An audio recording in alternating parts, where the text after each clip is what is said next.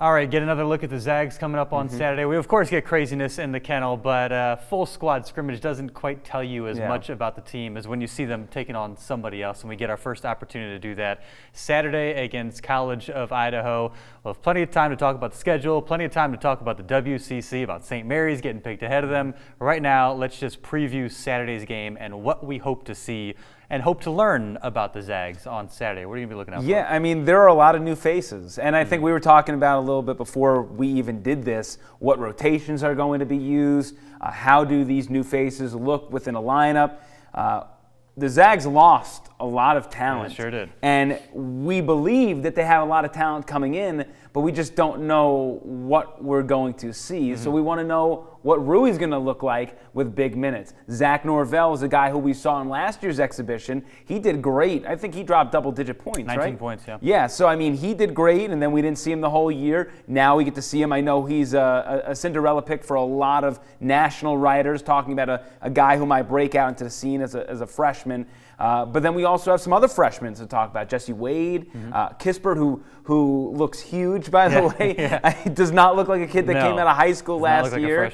You know, Ayayi, how does he look? Is he going to redshirt? So there's just a lot of question marks.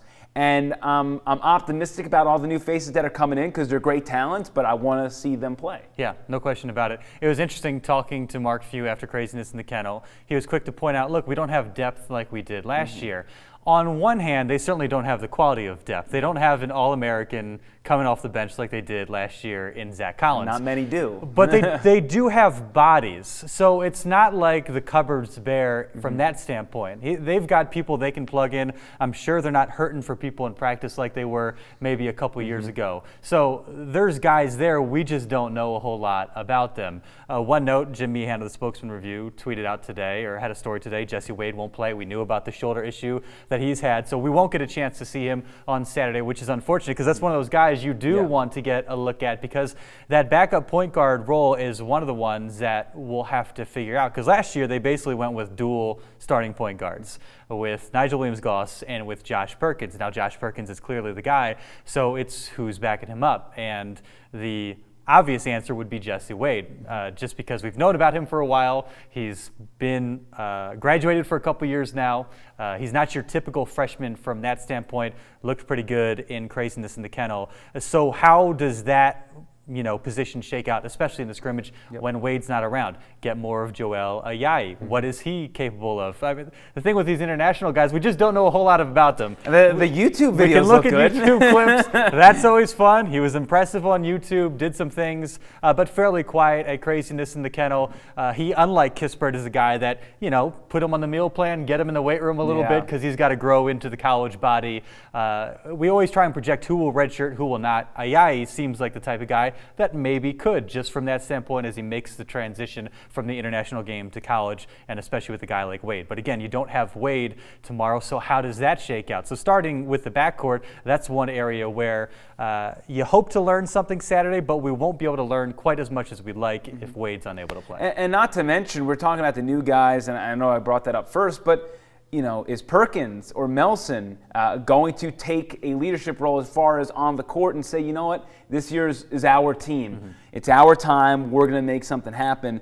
I think the first 2 years for Josh Perkins and even the little first year that ended up becoming that ended before he got his jaw broken in, he hasn't had to have been the guy. And we saw a little bit of it in the national championship game there in the first half when he was hot. He was putting in all those buckets. He can't shoot the ball. We see it all the time in practice. We saw it in the first half of last year. He was really the X factor through the non-conference schedule, which allowed them to be perfect through the non-con and allowed them to threaten to be perfect throughout the entire year. So I'm very curious to see if Perkins becomes a little more aggressive, takes a little more shots. I would love to see Melson also. Is he going to be like Gary Bell Jr. in his senior year, where he kind of doesn't really do anything as far as shooting goes and just worries about being the lockdown defender? Because last year, as good as the defense was in the backcourt, I mean, you had the big men dominated everything. I mean, you had brick walls there. I mean, you had 3 7-footers. What were like on the roster at that time? I mean, what teams have that? Not to mention you have Jonathan Williams, who leaps higher than Shema Karnowski or Zach Collins could. So, I mean, it's just interesting to see how the defensive dynamic will also be because it's going to be such a different element from what they had last year to what they're going to have this year. Yeah, it'll be interesting. Mark Few said after craziness in the kennel, they want Josh Perkins to be aggressive, and he lauded him for his ability to shoot the basketball as he always has. Shot it at a very high percentage his first full freshman season. You mentioned the UNC game. I think it was 13 points in the first half. He's shown the ability to do that. They want him to be more aggressive, again, as one of those experienced guys and being in that role. And Silas Melson, another guy. I mean, this is your chance. You know, you've been one of the first guys off the bench your entire career. Now you're a senior. You get a chance to step in and make an impact. How does his game round out? One of the things I noticed from Craziness is you saw Silas handling the ball, you saw Zach Norville handling the ball, as well as guys like Wade and Ayayi. They'll be tasked with doing that a little bit more. I would figure, especially early in the season, a guy like Melson, just because of his experience, he's been around, he's had to do that in spots as Wade and some of the younger guys kind of have to get accustomed to the game and kind of getting thrown into the mix as well. The big question everybody has is when you project the starting five, you can pencil in Perkins, you can pencil in Melson, you can pencil in Jonathan Williams, your preseason WCC player of the year. And I want to just say that Jonathan Williams still is flying under the radar. I mean, there was, I think, what was it, CBS Sports that had Matt Norlander, yeah, that had the list of top 100. I think they had Jonathan Williams at 60. And again, that's selling him so short. I don't think people understand how much of a beast this guy is. And he had to take a step back last year with the talent that was around him. No one on that team had to do more than he had to. Like Nigel Williams-Goss was probably the engine for that offense last year, that if you had to pinpoint one guy that was going to show up every night and put up a boatload of points, it was going to be Nigel. But Jonathan Williams was always a guy that had like 10 points out of the gates, and then he just kind of relaxed, and then they shifted things up. I think he's going to be an auto double-double, and it's going to be like the most remarkable thing we're going to see with tons of dunks, and he's going to be flying out of the gym. Mark Few even said that he is one of the best defenders that he has, whether it's front court or back court. So if he needs a big stop at the end of the game and it's a guard and a three-point line, he wants Jonathan Williams on him. So that just kind of speaks to what Mark Few thinks of him as a defender. But yeah, so Jonathan Williams is slated in there, and I just wanted to sneak it in that he is my dark horse for WCC Player of the Year and that he needs more love. People need to give him respect because I think they're undervaluing him a little bit. West Region Player of the Year, and you talk about defensively from Mike Daum to Justin Jackson to Trayvon Blewett, all the guys in between, whoever the top guy was, and typically it was a 2-guard, a 3, or a 4. It's kind of in that middle range. Just throw, 6'9", super athletic Jonathan Williams, strong, and he did the trick pretty much game in and game out. But then Killian Tilly, you figure, in the other front court spot, it's the 3 position. It's the small forward. Who starts there? And you've got options. Zach Norville, an offensive-minded kind of wing 2-guard type. Rui Hashimura. People like to throw the Greek Freak kind of comparison out there because of his length, his athleticism, we need a nickname, versatility. That's a good question. We do need to figure one out. That is going to be our next search. And then you mentioned Corey Kispert. He's another guy like Rui that could fit into that prototype small forward role, being 6'6", athletic, able to step out and shoot. Just his skill set. So how does that sort itself out? And that's one of the things I'm most excited to see tomorrow when Mark Few trots his starting lineup out. Who is in that 3 position? And my guess would be Rui. Yeah, that's going to be my guess as well. I think they really want to get Rui some confidence, make him feel like he's, not that he wasn't an important part of last year's team, but the fact is, they didn't need him. Exactly. If an injury happened, Rui was going to be in there. Not to mention that Rui was playing significant minutes in the Elite 8, right? With that game, or was it the Sweet 16? It was the Sweet 16 with all the against fouls? West Virginia. Yeah. So, we're like, oh, Rui time. But I would imagine Rui, and I would think that Kispert is also a sleeper for that spot. Just because when you think about the Gonzaga program as a whole, they really never have had that 3. They never had that guy, and Kispert maybe for the first time in a long time fits the mold. And I don't know enough about Kispert yet to say how athletic he is to take on, last year we talked about like Josh Jackson, like who would guard Josh Jackson for Gonzaga.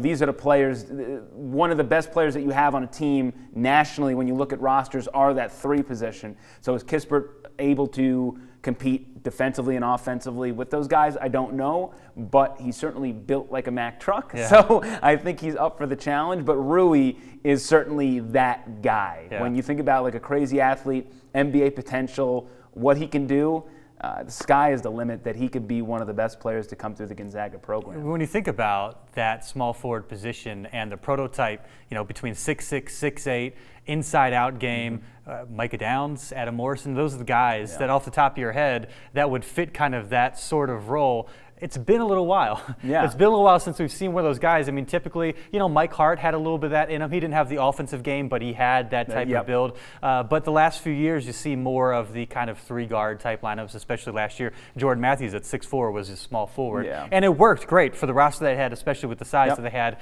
inside. But to be able to throw a guy like Rui out there who is, so long, so athletic, has the offensive game, when you're facing those teams in the tournament or in the PK 80 to start the season, you don't have the mismatch. Against UNC, it was Justin Jackson on Nigel Williams-Goss, and he was able to limit Nigel a decent amount because of that sort of mismatch.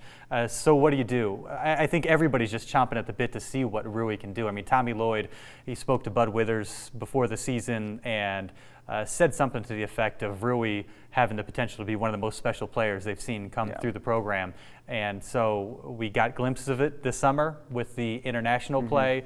If he can bring that to Gonzaga, I mean, it's a scary sight. Yeah, I mean, he did such an unbelievable job in the international play. Of course, Killian Tilly, who we haven't talked about yet, was also in that tournament representing France, and he had really good games and quiet games overseas.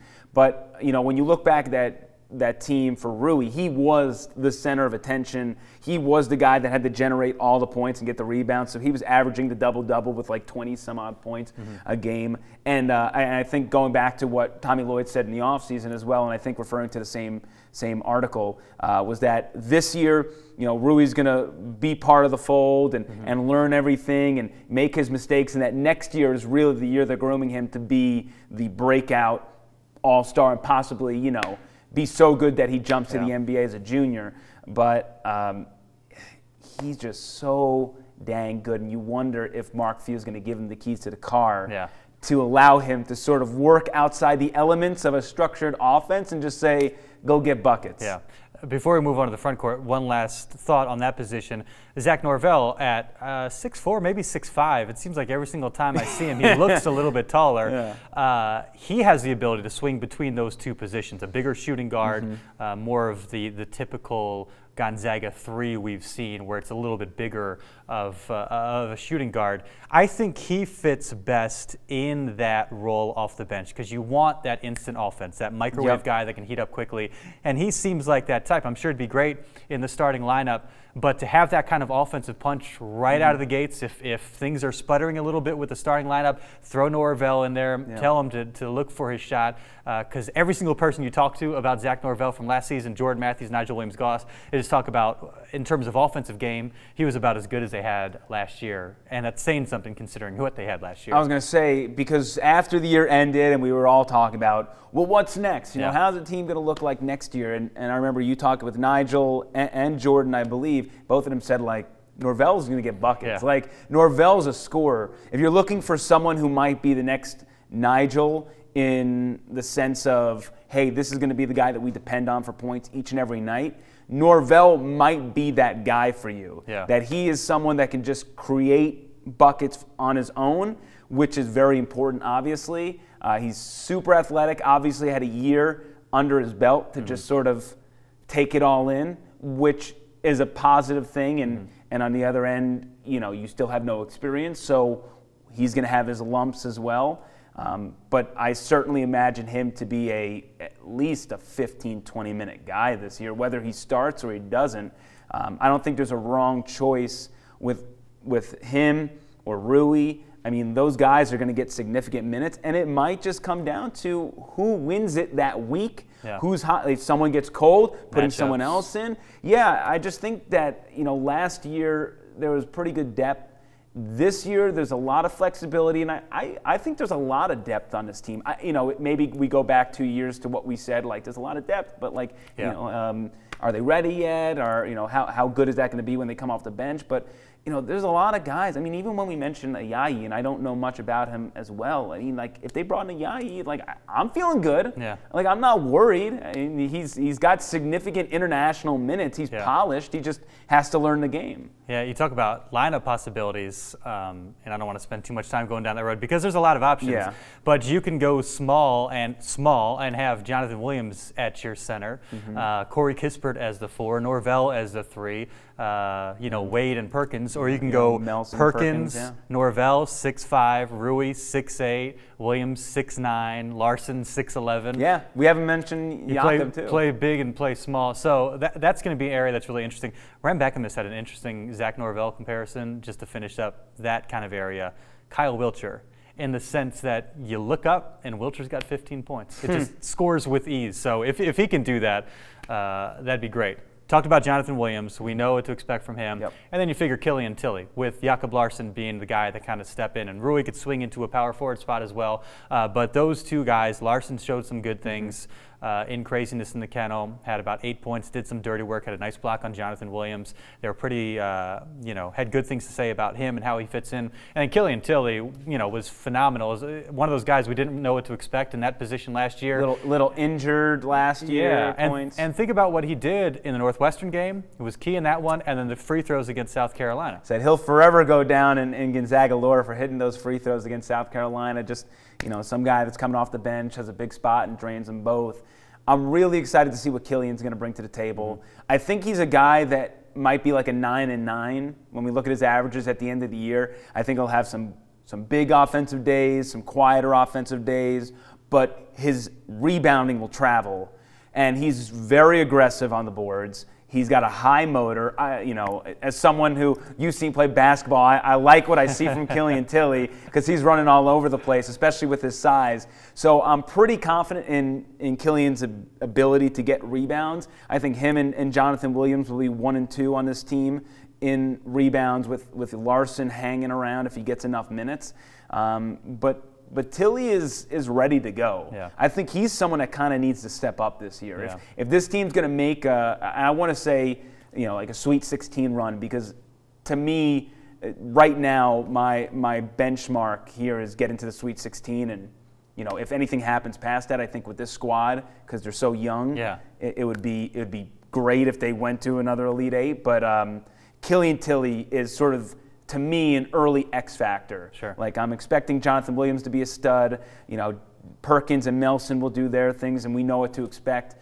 Tilly is someone that can change the game. Yeah, no question about it. And another one of those guys gives you so many options because he can step out, get out of Jonathan's way a little bit, and then do some dirty work on the inside. And then it will be fun to see what Larson can do. He's filled out and gotten so much bigger since this time last year and dealt with the injury, now getting healthy. And he's one of those guys where you just got to get used to the game again because he hasn't played in a couple years and obviously hasn't played at the NCAA level. So it'll be interesting to see what he brings to the table, again, beginning Saturday. One note on College of Idaho.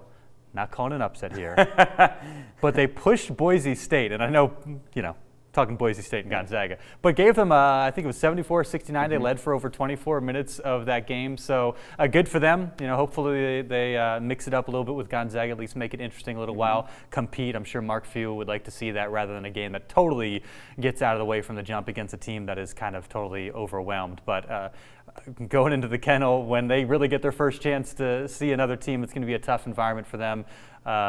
Real quick, your player to watch? Player to watch for this game, you know what? I'll go with Killian Tilly. Yeah. I'm going to go right back to Killian Tilly. I know there's tons of fresh faces we can go with, but I want to see if he's aggressive. Yeah. I want to see if out of the gates he's looking to get his. He's taking threes. He's getting the 7, 8, 9 rebounds. So I'll go with Killian Tilly, and we're all wondering about the young players. So maybe I'll leave one of those choices. I think the obvious one is Rui, so I'm going to go with Zach Norville. Again, we saw what he did last year at the scrimmage, and I want to get a taste of that because I think he's a different style of player with his offensive game, unlike anything that the Zags have. And so what does that turn into this year? I'm really excited to see. It'll be fun to watch. Again, College of Idaho, Saturday at 5 o'clock. Then the whole thing starts next Friday with a visit from Texas Southern. Let's do it. To watch. Crossover season. Enjoy the season, everybody.